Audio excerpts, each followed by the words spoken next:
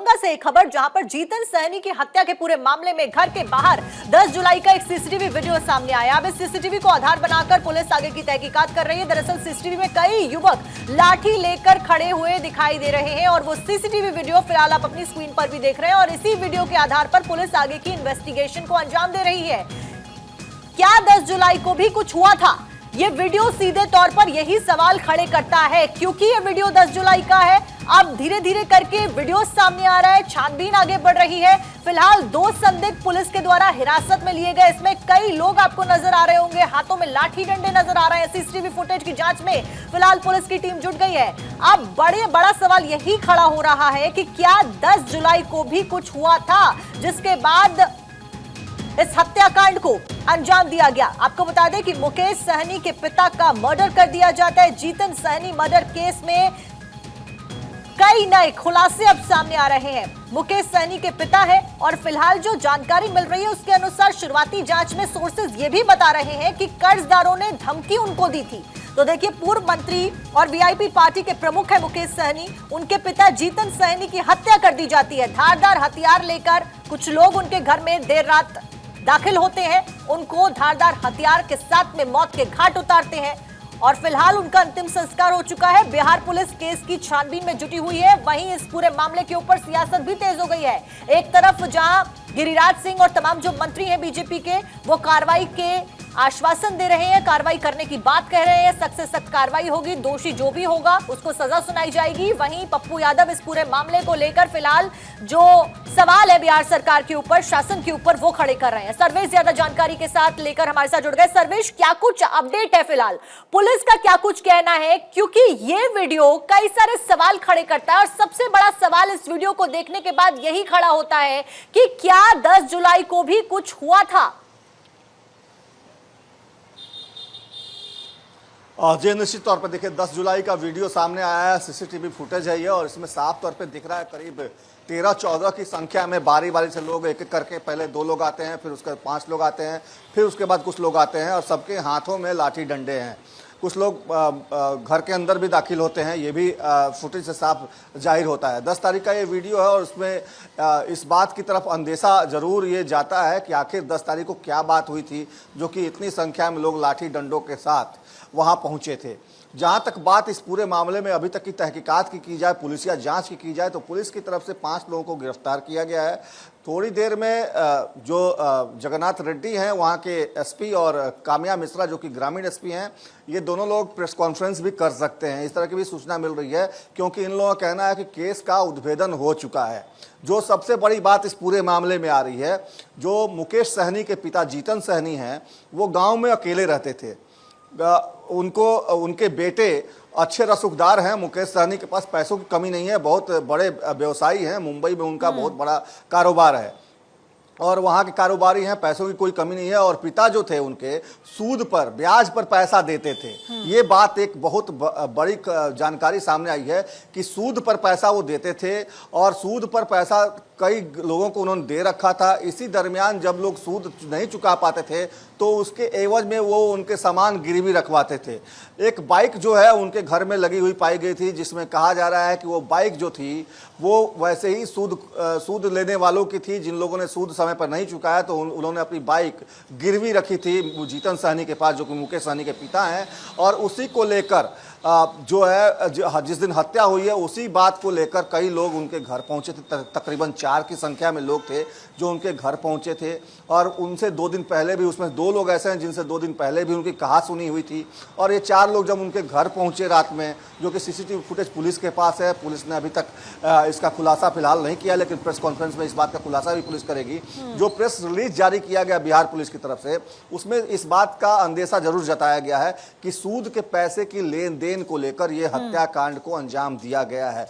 पुलिसिया जांच में, फौरी जांच में, पहली जांच में, तहकीकात में ये बात सामने आई है। जो पुलिस की थ्योरी है उससे स्पष्ट होता है कि जीतन सहनी वहां पे गांव के लोगों को सूद पर पैसा देते थे और उनसे वो सूद वसूलते थे, पैसा वसूलते थे।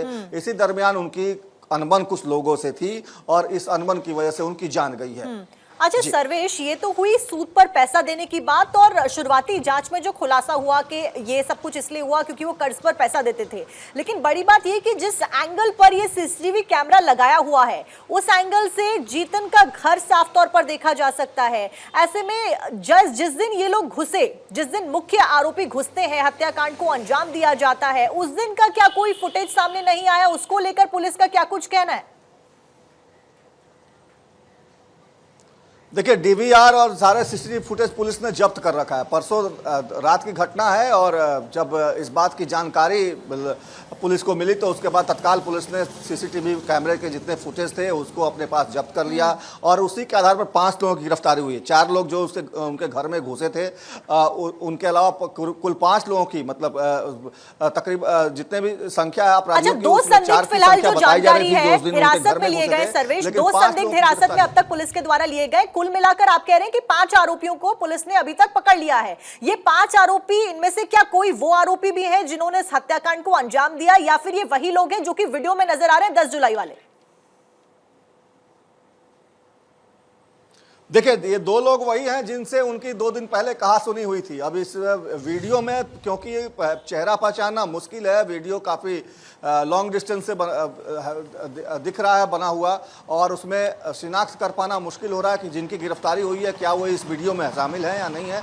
लेकिन पुलिस का यही कहना है कि जो 2 लोग जिनसे उनकी कहा सुनी हुई थी 2 दिन पहले, हत्या की घटना के 2 दिन पहले जिन 2 लोगों से कहा सुनी हुई थी, उन लोगों को पुलिस ने गिरफ्तार किया है। इसके अलावा जो 2 के अलावा 3 अन्य व्यक्ति को भी पुलिस ने गिरफ्तार किया। कुल 5 गिरफ्तारियां हुई हैं जिसमें कि पुलिस अभी तहकीकात कर रही है, उनसे पूछताछ कर रही है, और तमाम जो पुलिसिया जो दावा है वो उन्हीं पूछताछ के आधार पर किया गया है कि सूद पे पैसा जीतन सहनी देते थे और सूद के पैसे को लेकर विवाद हुआ था। मोटरसाइकिल जो थी एक शख्स की थी जो जिससे 2 दिन पहले उनका विवाद हुआ था, और उसी शख्स के साथ मिलकर लोगों ने इस हत्याकांड को अंजाम दिया है, क्योंकि बाइक उसकी रखी हुई थी, वो बाइक अपना छुड़ाना चाहता था, लेकिन जीतन सहनी बगैर सूद के पैसे के बाइक देना नहीं चाहते थे, और यही विवाद की मूल वजह पुलिस बता रही है फिलहाल। लेकिन अभी प्रेस कॉन्फ्रेंस होना है, प्रेस कॉन्फ्रेंस होने के बाद पूरी बात स्पष्ट हो जाएगी कि आखिर इसके पीछे और क्या क्या कारण है और कौन कौन से लोग इस पूरे मामले में शामिल हैं। अच्छा सर्वेश, फिलहाल जांच को तेजी के साथ बढ़ाना एक बड़ी जिम्मेदारी पुलिस की बन गई है, क्योंकि अब इस पूरे मामले के ऊपर सियासत गरमाती हुई नजर आ रही है। एक तरफ जहां हमने देखा कि पप्पू यादव शासन प्रशासन और पुलिस की व्यवस्था के ऊपर सवाल खड़े कर रहे हैं, वहीं दूसरी तरफ बीजेपी सरकार यही कह रही है कि कार्रवाई की जाएगी और जो दोषी है उसको सख्त से सख्त सजा भी दी जाएगी। जी बिल्कुल, देखिए राजनीतिक मुद्दा है, क्योंकि मुकेश सहनी राजनीतिक व्यक्ति हैं, वो वीआईपी पार्टी के सुप्रीमो हैं, और वीआईपी पार्टी लगातार कई चुनाव लड़ती आई है। हालांकि सीटें मिलनी ना मिलनी वो अलग बात है, लेकिन मुकेश सहनी एक रसूख रखते हैं, मलाह जाति में उनकी एक अच्छी पकड़ है, एक अच्छा वोट बैंक है उनके पास, जिसको लेकर वो लगातार सियासी तालमेल करते रहते हैं अलग अलग पार्टियों से। मुकेश सहनी के पिता की हत्या हुई है, निश्चित तौर पे इसको लेकर सवाल उठ रहे हैं, और जैसा कि आपने भी कहा कि कई लोग हैं जो विपक्षी पार्टियां हैं वो कह रही हैं कि जंगल राज अगर ये नहीं है तो क्या ये मंगल राज है। तो इस बात का जवाब भी बीजेपी के लोग दे रहे हैं। तो एक तरह से कहा जाए तो राजनीतिक आरोप प्रत्यारोप का दौर जारी है, लेकिन सीधे तौर पर देखा जाए तो इस पूरे मामले में ये बात सामने आई है कि पुलिस की जांच जो है वो किस दिशा में जा रही है वो अभी देखना दिलचस्प होगा, क्योंकि पुलिस की जो थ्योरी है उसमें ये बताया जा रहा है कि जीतन सहनी ही पूरे मामले में कहीं ना कहीं कल्प्रिट हैं, कि सूद पे पैसा देते थे, सूद का पैसा वसूल नहीं होने पे वो लोगों के सामान गिरवी रखते थे। तो इस तरह की थ्योरी पुलिस दे रही है, इसको लेकर भी सवाल खड़े हो सकते हैं। लेकिन जब जांच की बात सामने आएगी, जब पुलिस अपना ठोस सबूतों के साथ इस पूरे मामले को लेकर कोर्ट में जाएगी, तो मामला स्पष्ट होगा कि आखिर इसके पीछे क्या वजह है। हालांकि प्रेस कॉन्फ्रेंस थोड़ी देर में होने वाला है, प्रेस कॉन्फ्रेंस में भी बहुत सारी चीजें साफ हो जाएंगी। अच्छा सर्वेश, इस पूरे घटनाक्रम को अगर हम देखते हैं, 10 जुलाई का वीडियो सामने आता है, मुकेश सहनी लोगों को पैसे देते, जीतन सहनी लोगों को पैसा देते हैं कर्ज पर। ऐसे में अगर इस पूरे घटनाक्रम को जोड़कर देखा जाए तो एक चीज तो साफ होती है कि यहाँ पर ये मर्डर एक प्री प्लान मर्डर था। ऐसे में कई सारे लोगों का हाथ इसमें हो सकता है। कहां से जो हथियार थे वो खरीदे गए, क्योंकि धारदार हथियार के साथ में भी इस हत्याकांड को अंजाम दिया गया। कई बड़े सवाल और भी खड़े होते हैं। जी बिल्कुल, देखिए इसमें कई लोग शामिल हो सकते हैं कि वो जीतन सहनी के साथ लोगों के अच्छे ताल्लुक थे तो बुरे ताल्लुक भी थे। कई लोग उनसे उनके खिलाफ भी थे तो कई लोग उनके समर्थन में भी थे, क्योंकि पैसे देकर कई लोगों के जरूरत के समय वो काम आए थे। और वैसी परिस्थिति में जो लोगों के जरूरत के समय उन्होंने वो काम आए थे, वो लोग जरूर उनके पक्ष में हैं। लेकिन जिनके जो सूद नहीं चुका पाए, जो पैसे नहीं चुका पाए, उनके अगर सामान गिरवी रखते थे तो वैसी परिस्थिति में नाराजगी होना लाजमी है। और यही वजह है कि तमाम जो पहलू है उसको पुलिस जांच कर रही है। पुलिस का कहना है कि हर बिंदु पे जांच हो रही है।